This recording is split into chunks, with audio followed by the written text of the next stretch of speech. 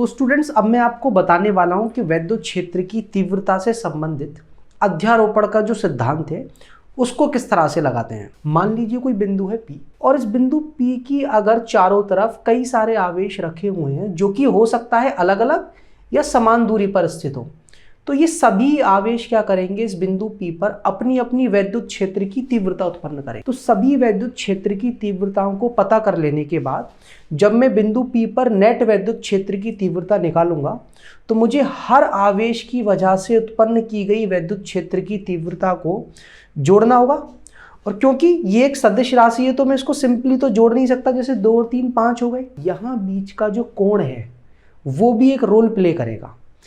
तो हमें करना क्या है, सभी वैद्युत क्षेत्र की तीव्रताओं का परिमाण और दिशा पता कर लेने के बाद सभी को हमें कैसे जोड़ना है, सदिशों को जोड़ने के जो नियम है, त्रिकोणीय नियम या चतुर्भुज नियम, उसके अनुसार उसको जोड़ करके बिंदु P पर नेट वैद्युत क्षेत्र की तीव्रता निकालनी। ये आपको अब समझ में आएगा कब, जब आप इससे संबंधित अंकित प्रश्न सॉल्व कर लोगे। 4 आवेश है +Q, +Q, -Q तथा -Q, और ये चारों आवेश क्रमशः एक वर्ग के कोनों पर स्थित हैं जिसकी भुजा कितनी है A। तो हमें वर्ग के केंद्र पर कुल वैद्युत क्षेत्र की तीव्रता पता करनी है। तो देखो चारों आवेश वर्ग के कोनों पर कुछ इस तरह से रखे हुए हैं, +Q, +Q, -Q, -Q, वर्ग की भुजा A। अब हमें पता क्या करना है, केंद्र पर वैद्युत क्षेत्र की तीव्रता। तो सबसे पहला सवाल तो यही उठता है कि वर्ग का केंद्र होता कहाँ है। तो आपको क्या दिमाग में बैठाना है कि किसी भी वर्ग के जो दोनों विकर्ण हैं वो एक दूसरे को जहाँ काटते हैं वहाँ वर्ग का केंद्र होता है, और इसी केंद्र पर हमें वैद्युत क्षेत्र की तीव्रता पता करनी है। तो सबसे पहले हम ये देखते हैं कि जिस बिंदु पर हमें वैद्युत क्षेत्र की तीव्रता पता करनी है उस बिंदु के चारों तरफ कितने आवेश रखे हुए हैं। तो उसका जवाब हमें मिलेगा 4, कि बिंदु O के चारों तरफ 4 आवेश हैं। और दूसरे स्टेप में हम क्या करते हैं कि बिंदु O पर एक एक आवेश की वजह से वैद्युत क्षेत्र की तीव्रता का परिमाण और उसकी दिशा पता करते हैं। तो बिंदु O पर ये चारों आवेश वैद्युत क्षेत्र की तीव्रता उत्पन्न करेंगे। तो पहले मैं निकालता हूं बिंदु O पर पहले आवेश की वजह से वैद्युत क्षेत्र की तीव्रता K, आवेश कितना है Q। मुझे ये पता करना पड़ेगा कि इस आवेश से केंद्र की दूरी क्या है। तो देखो अगर किसी वर्ग की भुजा A है तो विकर्ण जो होता है वो कैसे मिलेगा, पाइथागोरस प्रमेय से। कैसे, तो देखो इस विकर्ण को हम क्या मान सकते हैं, इस समकोण त्रिभुज का कर्ण, और कर्ण जो होता है वो लंब का स्क्वायर प्लस आधार का जो स्क्वायर है उसका जो योग है उसके वर्गमूल के बराबर होता है। तो यहाँ से विकर्ण की लंबाई कितनी आ जाएगी, a√2। लेकिन हमें पता करनी है किनारे से केंद्र तक की दूरी। तो ये जो विकर्ण होते हैं किसी भी वर्ग के वो एक दूसरे को अर्ध विभाजित करते हैं, मतलब किनारे से जो दूरी है वो विकर्ण की लंबाई की आधी होती है। तो वो किसके बराबर आ जाएगी, a/√2। और यही हमारा क्या है, कोने से केंद्र तक की दूरी x जो हमें यहाँ पर रखनी है। तो जैसे हम इसको यहाँ रखेंगे तो बिंदु O पर पहले आवेश की वजह से वैद्युत क्षेत्र की तीव्रता कितनी आएगी, KQ, और उसके अपॉन में क्या, a/√2 का होल स्क्वायर। जब हम इसको सॉल्व करेंगे तो क्या आ जाएगा, 2KQ बटे में कितना, a²। साथ के साथ हमें इसकी दिशा भी पता करनी है।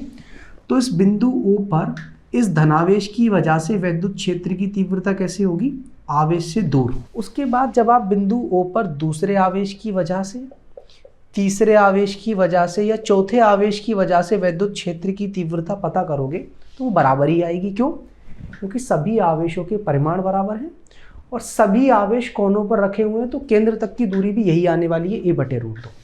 तो कितना आ जाएगा, वो भी सभी का मान 2KQ अपॉन में कितना, a²। कुछ समय के लिए मैं इसको क्या मान लेता हूँ, E।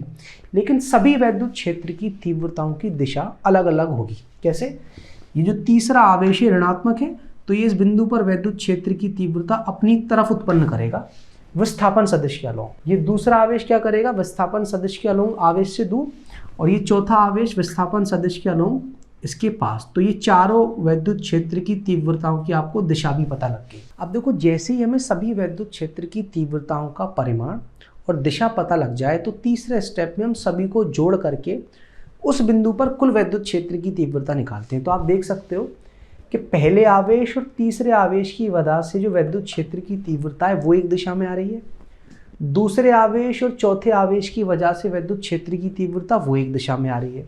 तो हम इन दोनों को पहले जोड़ देते हैं कि EO1 और EO3 एक ही दिशा में, दोनों को जोड़ेंगे तो क्या आ जाएगा 4KQ बटे में कितना a²। और यही परिमाण किसका होगा, EO2 और EO4 का। और EO2 और EO4 का जो योग है वो तो इस दिशा में आएगा, EO1 और EO3 का जो योग है वो इस दिशा में आएगा। अब अगर आप इन चारों को जोड़ना चाहते हो तो इन दोनों का जो परिणामी है और इन दोनों का जो परिणामी है, उन दोनों का परिमाण तो यही होगा। अब आप बीच का ये कोण जब देखोगे तो आपको क्या पता लगता है कि ये जो विकर्ण होते हैं उन दोनों के बीच का जो कोण होता है वो होता है 90 अंश। अब इन दोनों परिणामियों के बीच का कोण भी कितना निकल कर आ गया, 90 अंश। इनको जोड़ने का अगर आप चतुर्भुज नियम लगाओ तो इसके समानांतर इसके सर से एक सदिश बना दें आप, इसके समानांतर इसके सर से एक सदिश बना दें और कॉमन हेड से जैसे ही आप कॉमन पूंछ को जोड़ोगे तो आपको क्या मिल जाएगा, परिणामी, चारों का परिणामी।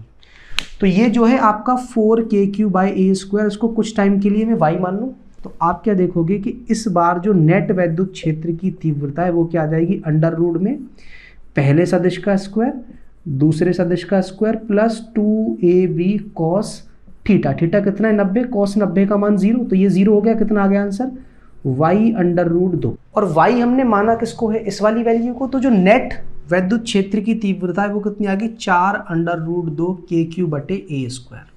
और उस वैद्युत क्षेत्र की तीव्रता की दिशा क्या है वो आपको दिख रही होगी वैसे, कि जो ये जो भुजा है, अगर मैं इसको ABCD कह दूं तो BC जो आपकी भुजा है उसके समानांतर, या फिर आप कह सकते हो कि ये जो CD भुजा है उसके लंबवत वैद्युत क्षेत्र की तीव्रता जाएगी। एक कॉन्सेप्ट आप ये भी लगा सकते हो कि अगर दो सदिश हैं जिनके परिमाण बराबर हैं तो जो आपका सदिश का परिणामी होता है वो बीच के कोण को अर्ध विभाजित करता है। अर्ध विभाजित करेगा तो अगर ये बीच का कोण 90 है तो ये परिणामी यहाँ से भी कितना बनाएगा, 45 अंश, यहाँ से भी 45 अंश, तब भी क्या होगा, BC या AD के कैसा आएगा, समानांतर।